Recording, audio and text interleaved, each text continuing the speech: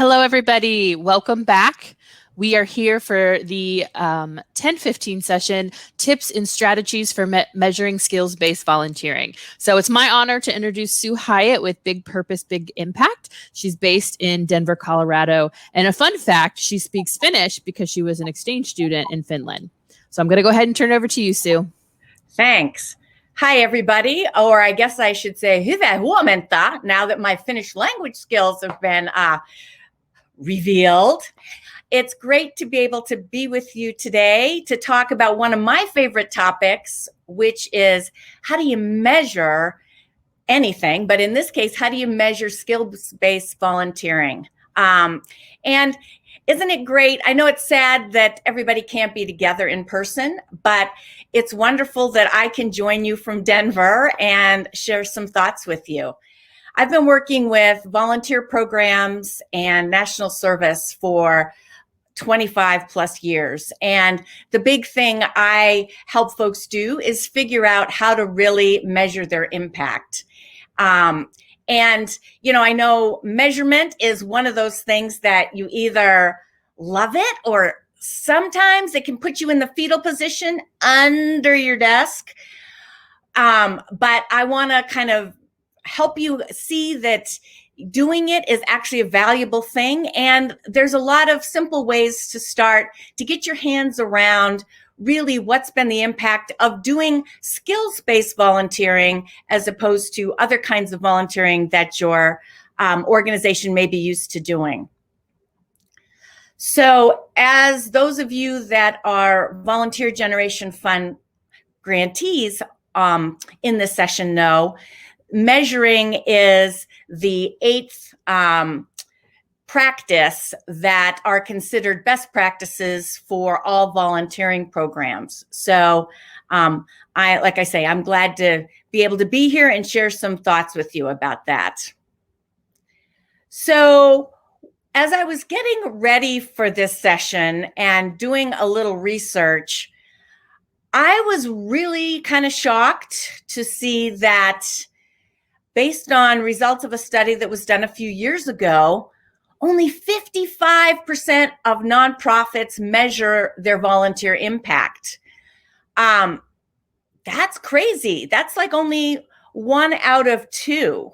And, you know, I know a lot of your organizations are really proud of your volunteer programs, and your organization really relies on volunteers of all kinds, but that only just over half are going the next step after using volunteers to really think about how did they help our organization achieve our goals? How did the process work? That really only half of folks looked at that. Was like a surprising stat for me. So there's, in the study, there were various reasons given for why people don't actually do that next step. The top reason was lack of resources. So one of the things that I want to make sure to underscore in the time I have with you today is it doesn't have to be a big expensive thing. There's lots of simple things that you can do starting right away that really won't cost you much. You know, maybe it's the cost of running off some paper forms, or either if you have something like SurveyMonkey or some kind of online system, you could also use Google Forms. There's ways to do it pretty inexpensively. So the second big reason why people said they didn't measure the impact of their volunteer program was lack of knowledge or skills. So one of the things that I hope you get out of what we're going to talk about today is there's some different buckets and ways to look at measuring your volunteer program. And I want you to at least be a little bit familiar with what your options are. And like I say, how you can start to do some of those measurements without it being something that you need a graduate statistics course for or a research degree. There's a lot of things that you can do right now. And 1 out of 4 people that was surveyed for this study that I'm talking about said they have a lack of time, and that's why they weren't measuring the impact of their volunteer program. And I do understand that as volunteer directors, coordinators, you are all really busy and you have a lot of balls in the air, and sometimes you wear multiple hats. So on any given day, I'm sure a bunch of you feel really pressed for time. So what I'm going to encourage you to do is to think about how you come up with like a templated tool that you can use and have it just become part of your process, so that it doesn't take a whole lot of extra time to actually start collecting some of the data that will help you really understand what's working and how's it actually helping. And I should mention, as I'm going through things, one of the quote downsides of doing these things remotely is you can't just put your hand up in the room and I see you and you can ask a question. But as things come up and you'd like to ask something, please feel free to put your question in the chat and hopefully I will see it. And if for whatever reason I'm on a roll with whatever I'm sharing, Audrey or Lizzie will say, okay, there's a question, and we'll make sure that your questions get answered. So please feel free to ask anything that might come up as I'm going through with what I'm going to share with you today. So in this session, I want to cover sort of 4 buckets of things. One, I want to just say a few bars about why measurement actually matters, because I think sometimes we just think it's one more task to do and we forget all the benefits that come from it. And so I want to go through a few of those really quickly. Then when you think about how you want to measure your skills-based volunteer program, and this can also be equally relevant for those of you that do general sort of hands-on volunteering as well. But I'm focusing my comments really today on the skills-based volunteering part. But like I say, you could use it across the board. There's 2 big buckets here.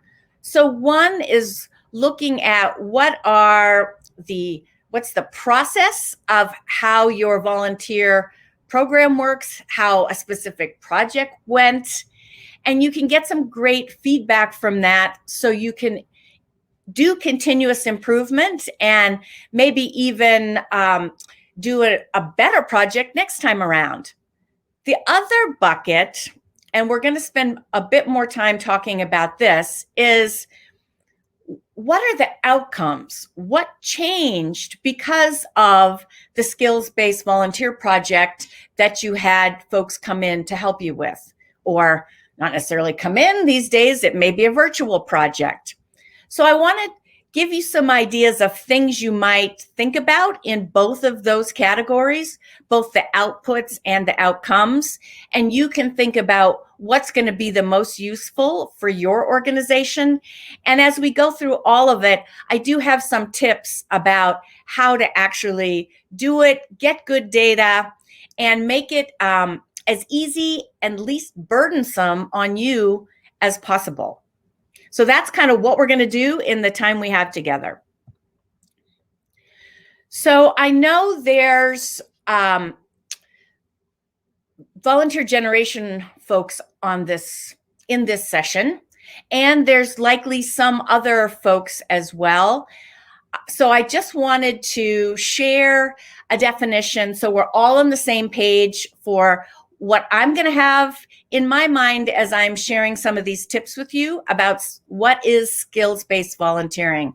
And as you see on the slide, the kind of volunteering I'm really talking about is when you have volunteers that come into your organization to help strengthen the infrastructure or the capacity of your organization in some way using specialized skills and talents that they have. Maybe that's professional skills, maybe that's specialized skills they have from hobbies or other things. But really, I'm talking not about coming in to do maybe important service like cleanups or painting a wall someplace, but things that are more related to how your organization operates. So there's lots of reasons that measurement matters, and I want to highlight a few of those for you. So in other studies, there's a huge number of nonprofits that say they really need more nonprofit support for their nonprofit through volunteers. Staff have the skills that they have, their time is often tight, and they need some outside help. And, almost 3 out of 4 people said that they felt like they could have even greater impact through their organization if they could get some specialized projects done. Sometimes that it is that staff don't have time to do, but it could really expand what they are able to do if they were better using or even starting to use skill-based volunteers. So, having data allows you to help make the case that sometimes skills-based volunteering requires a little more supervision and more planning, but that extra time required actually translates into real benefits for your organization. Sometimes based on the Volunteer Generation Fund evaluation that we did last year and other studies, sometimes one of the biggest roadblocks that organizations face trying to incorporate more skills-based volunteer projects is that staff have some resistance for a whole lot of reasons. So sometimes having data that shows, okay, these people aren't like here to take away your job, and they worked hand in hand pretty effectively with our staff and helped us create some new things that we really needed. Sometimes that can really go a long way to start calming people down, and if they had been skeptics initially, really helping them understand the value of it so that maybe they back you up more when you try to do future projects. Also, having some data allows you to share with volunteers that what you're asking them to do is really going to help you, and you can show examples from past projects. And if you're working with corporate volunteer teams, sometimes, again, having data to show, okay, we really want this volunteer project and we're really going to use it, and here's some examples of our past projects, that can go a long way to having a business be even more interested in supporting what you're up to. So one of the things I think that's tough is there's lots of different ways that you can design skills-based volunteering projects. So sometimes it is kind of overwhelming to think about, how do we measure all of these different things? Like, that's too complicated. Like, how do we even get our hands around that? So in a few minutes, I'm going to share some of the common things that you could look at across no matter what kind of a project it is, and get some great feedback that helps you moving forward. So commonly, and those of you that are VGF grantees, you know that you have to track how many skills-based volunteers your organization uses and how many hours did they serve. And many of the rest of you probably also track at least the number of volunteers, and you may also track how many of those were skills-based volunteers. So those are two common metrics that I think a lot of organizations are familiar with using.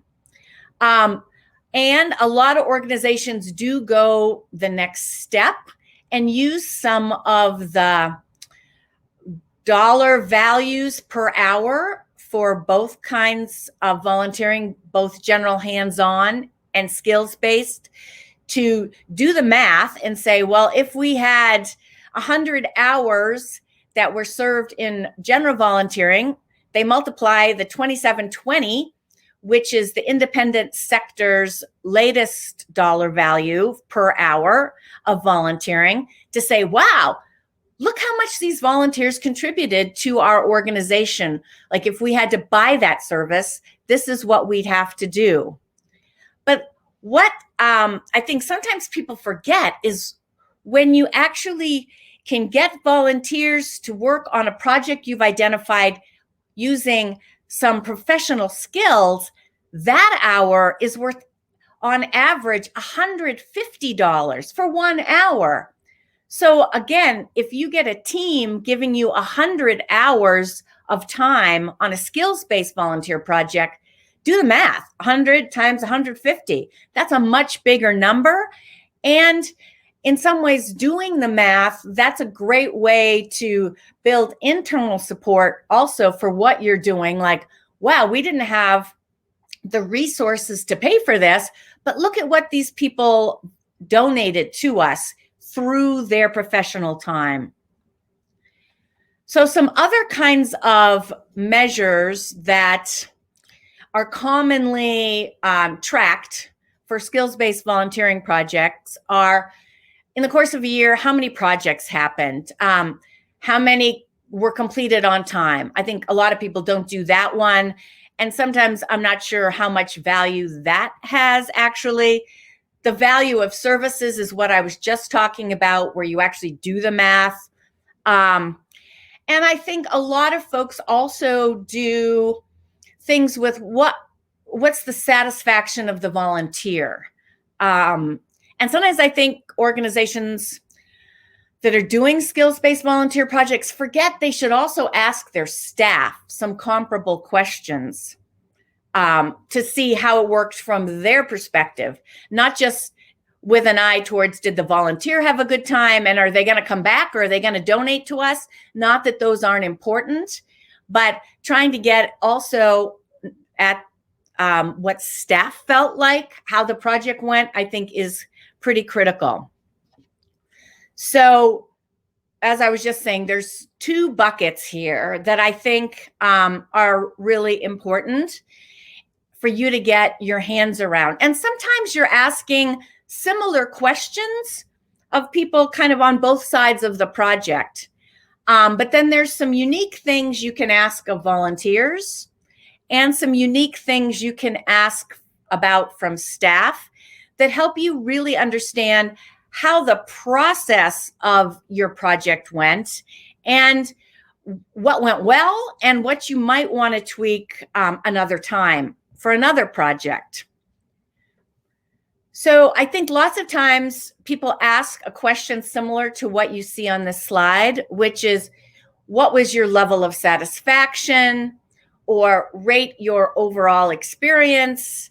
And they let people kind of circle something on a scale, maybe have an open-ended piece where they can actually really share what that was for them. And, you know, that gives one snapshot, but it really doesn't give you some of the deeper input that you might really need to think about how to improve things moving forward. And it's really not that difficult to think about, well, how can we get some more detail? You might still ask this question, but how do you get some more detailed feedback that could be really useful? So on this slide, and because it's a little small on what I see, I'm going to pull it up. I want to highlight a few things that you might want to ask on some kind of a feedback form that you give to both volunteers and to staff.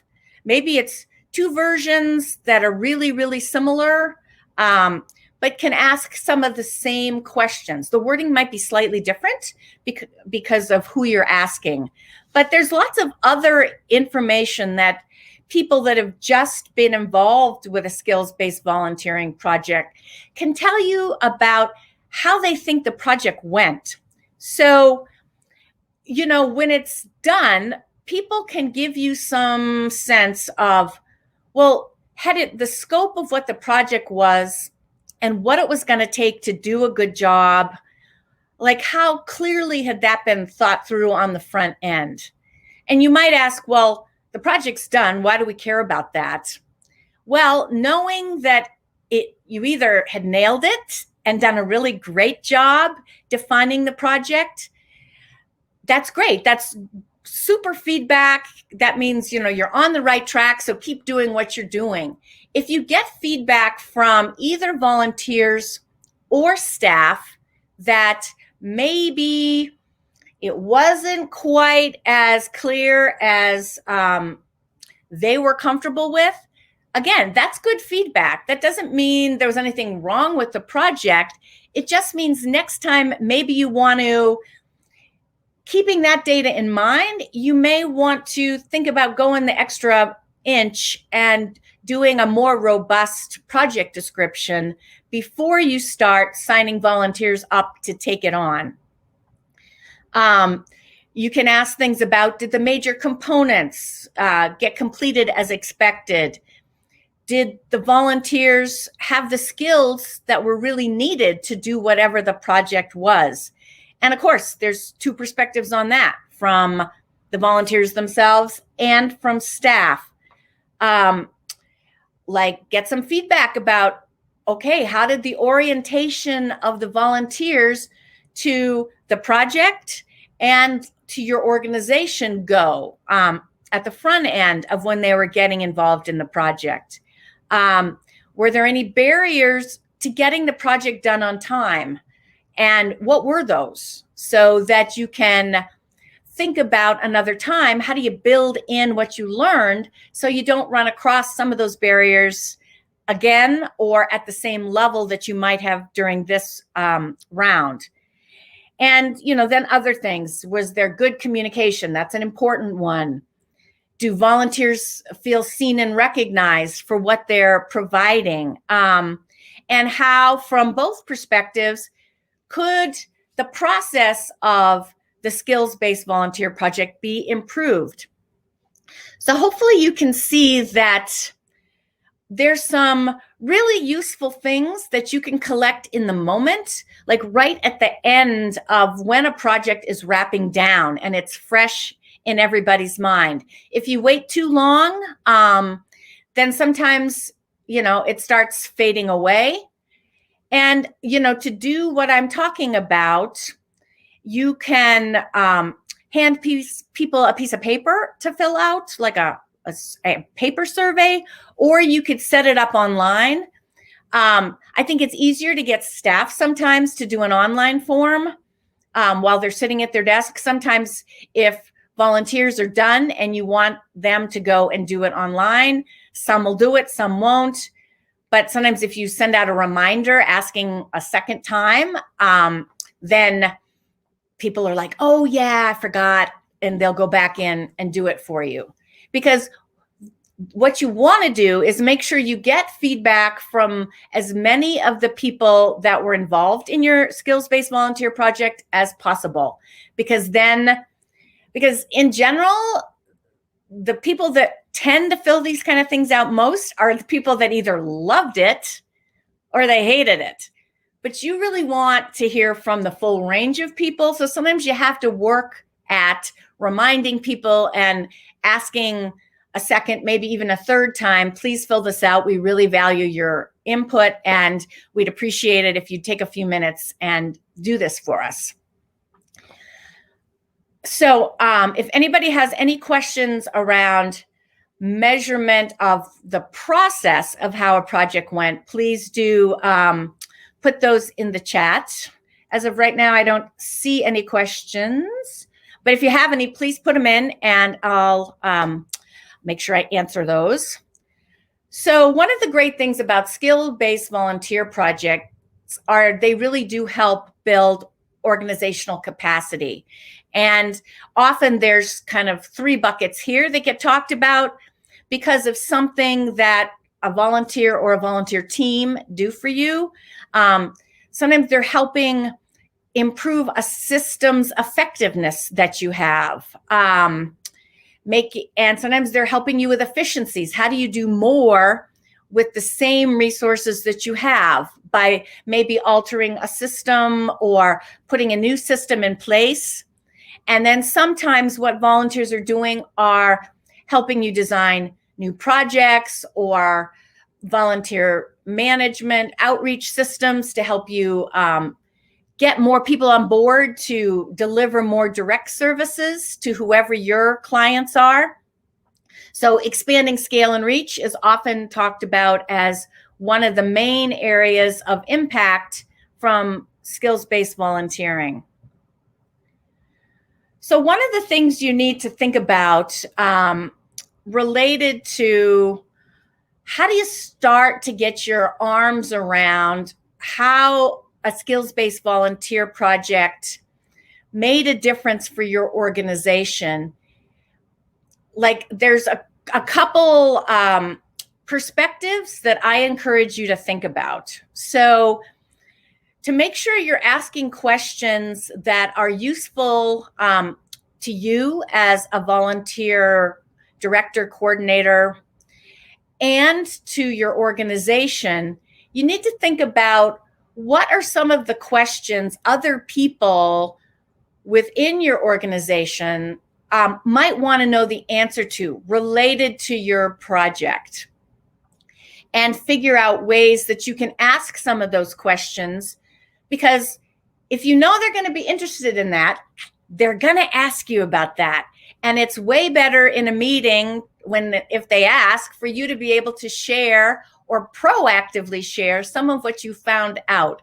In some ways, it's a way to boost the value of your volunteer program generally, and make sure that people are really supportive of all the hard work that you put in. Sometimes maybe that's reporting to the board, other departments, if you're a big enough organization that you have departments. Sometimes folks just think the volunteer program kind of runs on its own, and having some data about what difference some of your projects made can go a long way for you to leverage that to get more internal buy-in than you have now even. So a second sort of bucket of people that are likely to be interested in, well, what difference did the skills-based volunteer project make, are your volunteers themselves, especially the folks that worked on the project. They want to know that what they did is actually going to be used and is meaningful to your organization. That's why they signed up to do it in the first place. They wanted to give back. They wanted to support whatever you're up to in the community. And so having some data about like how sustainable the project was over time, or how staff felt about it, especially if that's positive, that can go a long way towards encouraging volunteers to maybe do another project with you or stay involved. It's also a way, it's like a little extra bargaining chip when you might be negotiating, say, with a new person or group that wants to take on a skills-based volunteer project. Having some data about what past projects were and how they really helped your organization can help encourage people like, oh, well, this organization is really open to this. They know what they're doing. They've had good success with past projects. If they're kind of feeling out several organizations, it could be the thing that tips their choice in your direction. And I just want to say really briefly that, especially these days, a lot of corporate teams that are used to doing projects with local nonprofits, whether that's a skills-based project or a hands-on volunteering project, they're not able to get out in a lot of places and do the kinds of things they were able to do in the past, but they still want to be involved. And so virtual volunteer projects, especially skills-based virtual volunteer projects, I think there's a lot of trainings going on right now from various business serving groups to the businesses about, well, how do you kind of switch? How do you pivot and do some of these new kind of projects? So having some information to share with either past folks or future potential business partners about past volunteer projects or the one that their team worked on. Again, that goes a long way to building the relationship, showing them the value that you place on what their folks were able to do for you. So think about, as you're deciding what you want to ask about, what are the people in your orbit? What would they want to know about how well your skills-based volunteer project worked and how it really helped you? So basically, in the whole outcome measure bucket, there's, which is really all about, as I've been saying, what difference did this specific project make? What changed? What's hopefully improved because of this project? There's things around your organization's capacity and systems that are typical things to look at. There might be some things, because of what a skills-based volunteer team did for you, that have a positive impact on client outcomes. So you have to think about, like, what was it really that the skills-based volunteer or team were doing, and where are you going to see the most immediate impact from the service that they were providing for you? Is it something sort of behind the scenes with how your organization operates? Or was it doing something that helped you be able to be more out in the community, serving more people, offering more programs, whatever that might be? And then how did that affect the people that were able to be served? The third bucket of outcomes, and there's been a lot of studies done on what do volunteers get out of volunteering in general. And there's also studies looking at, well, what do volunteers get out of doing skills-based volunteer projects? And a lot of companies are interested in, did their employees get new skills? Did they have the chance to develop different teamwork skills, project management skills?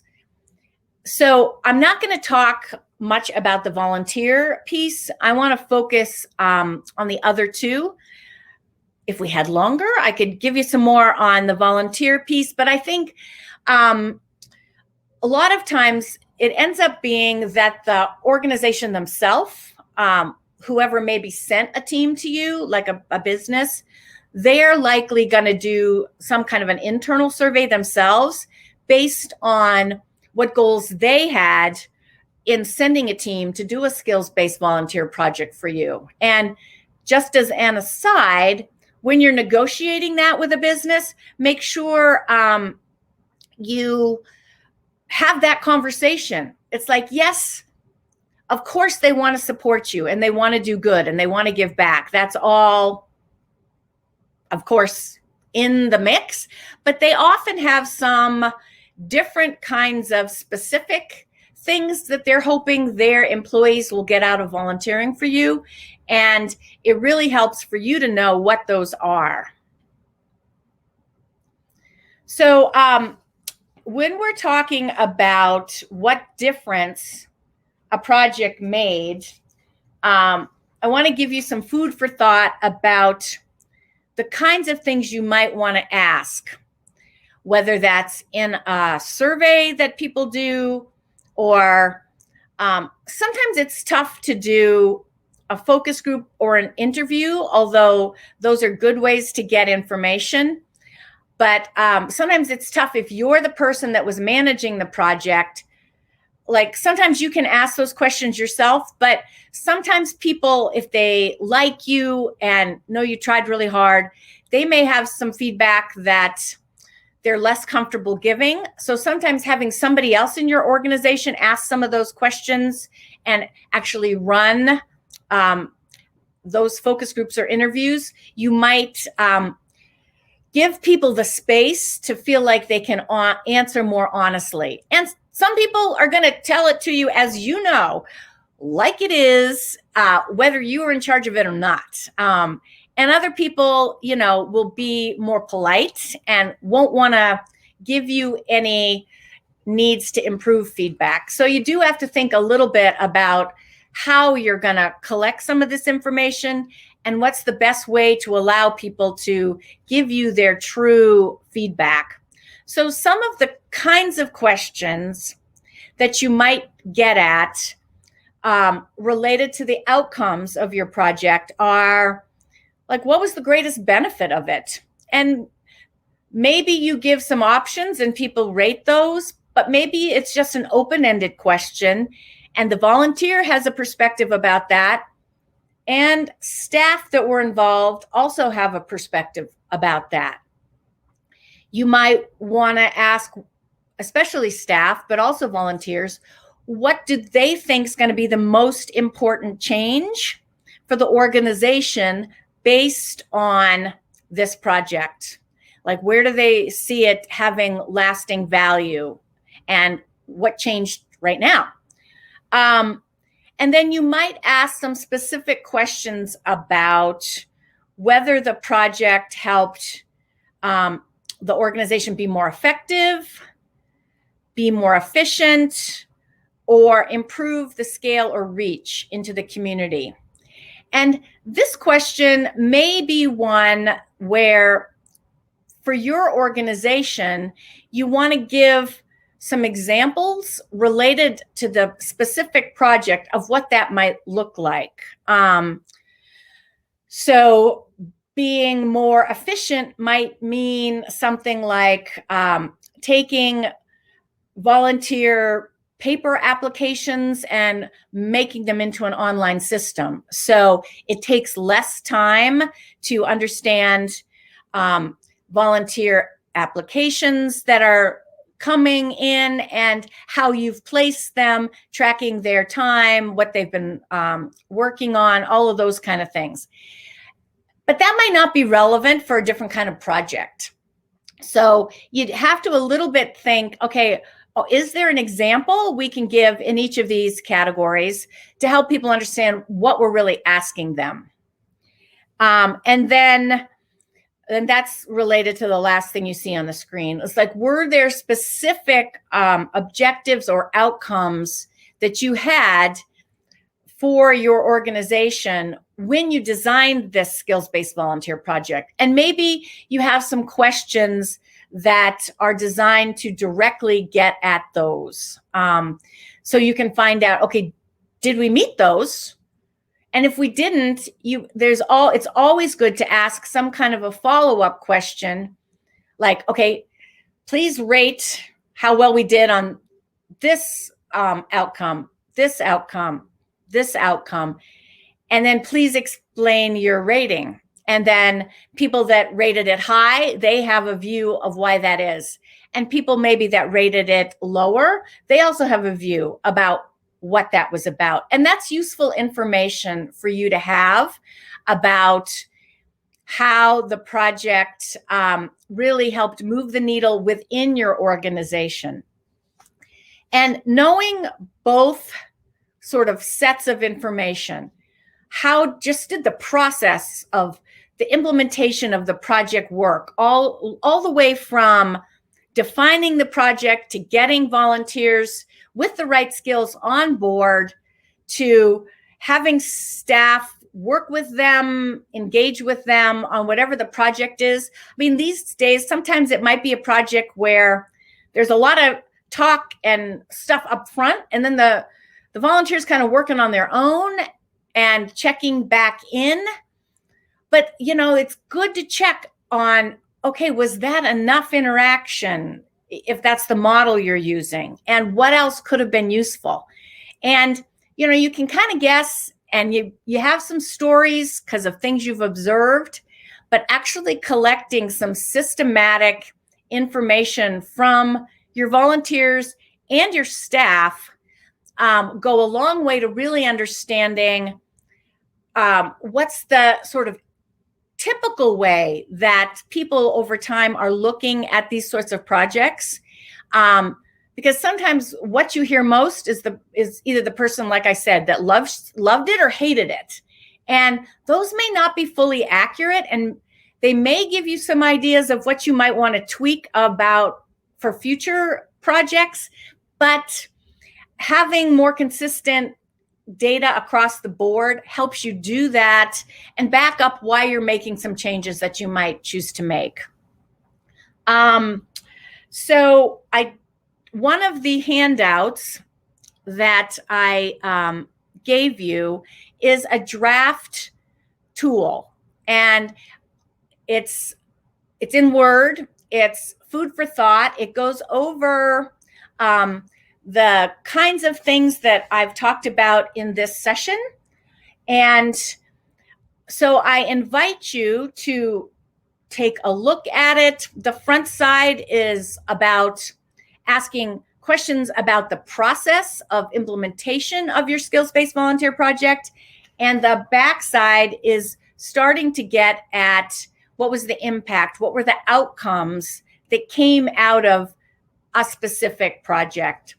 So I really want you to take a look at this. You may already have something that you use. And if you don't, and you're just sticking your toe in the water to try to get some information about how things are working with your project, take a look at this and see, okay, would these questions be useful to you? And if they're not, delete them and add something that is more relevant to what you specifically want to know, what your organization might want to know, what partners and other stakeholders might want to know. But whatever, I strongly encourage, and if this is too long, make it shorter. Pick the most important things that you would want to measure and ask those. And maybe you try it as a pilot. If this is not something you've done much in the past, maybe take this tool, try it, see how it works. And if it doesn't get you fully what you want to know, think about, well, how do we tweak it for next time? And then for the next project, use the next generation of the tool. But however you do it, I really do want to emphasize that it's important to kind of underscore the importance of skills-based volunteering by actually taking the time and having a process in place to really measure how it worked and how it moved the needle. It's like just kind of sliding by it too fast. I think it's too easy for people to underestimate the value of what that skills-based volunteer or team brought to your organization. And I really want all of you to be able to make a very strong case about why all this work you're putting in to improve your practices from top to bottom is really paying off. Because at the end of the day, what these volunteers are contributing to your organization is really, really valuable. And you can say that, but there's nothing like having measured it through a feedback form of some sort to really help you make the case and have real information that you can share. So that, and I just want to mention, as I'm wrapping it down here, I gave you some links to some other resources related to measurement that might be useful. And again, check out the Word document that I provided for you and see, can you do something like this? And I want to encourage all of you, you can. So go for it. And, hopefully if we get to talk again, you will be in the 55% of volunteer programs that actually measure the impact, and will help push that number up across the country. So good luck. Thank you for joining this session today. Hopefully you've gotten some ideas about how you could take on measurement. So I hope you enjoy the rest of your convening. Thank you so much, Sue. She has been such a valuable individual to the Volunteer Florida team. She's helped us evaluate a lot of our programs and help our programs with evaluation. So happy you were able to be with us this morning.